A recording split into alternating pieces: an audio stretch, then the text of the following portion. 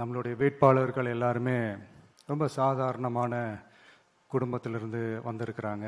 அவங்க பின்னாடி பெரிய பேக்ரவுண்ட்லாம் இல்லை அப்படி இப்படின்னு சொல்லுவாங்க.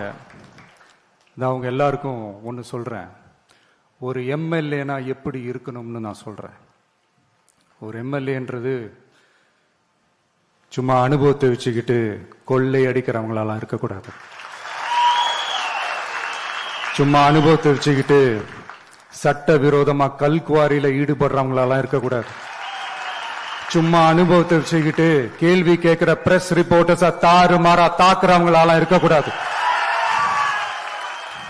இன்னும் ஓப்பனா சொல்லணும்னா, இந்த திமுகவிலிருந்து வந்த ஒரு எம்எல்ஏ மேல கொள்ளையடிச்ச கேஸ் இருக்குது, போதைப் பொருள் கடத்தல் கேஸ் இருக்குது, திருட்டு கேஸ்லாம் இருக்குது. திருட்டு கேஸ்ல எல்லாம் ஜெயிலுக்கு போயிட்டு வந்தவர் ஒருத்தர் இருக்கிறார்.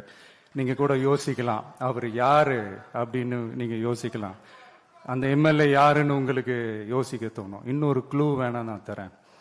அந்த திருட்டு கேஸ்ல உள்ள போயிட்டு வந்தவரை யாருக்கு எதிராக இந்த திமுக தேர்தலில் நிக்க வச்சாங்க தெரியுமா? இன்னைக்கு அவங்க கூட்டணியிலேயே மூச்சுக்கு 300 தடவை முட்டு கொடுக்கிற ஒரு மிகப்பெரிய ஒரு தலைவருக்கு எதிராக. அந்த தலைவரை தோக்கடிக்கணும்னு தான் 1996 அவருக்கு ஆப்போசிட்டா இந்த எம்எல்ஏவை நிக்க வச்சாங்க. மரியாதை நிமித்தமா அந்த தலைவர் பேருங்க நான் சொல்ல வேணாம்னு நினைக்கிறேன். ஸோ இப்படியெல்லாம் இருக்கிறாங்க எம்எல்ஏஸ், நான் லிஸ்ட் போட்டு சொன்ன மாதிரி.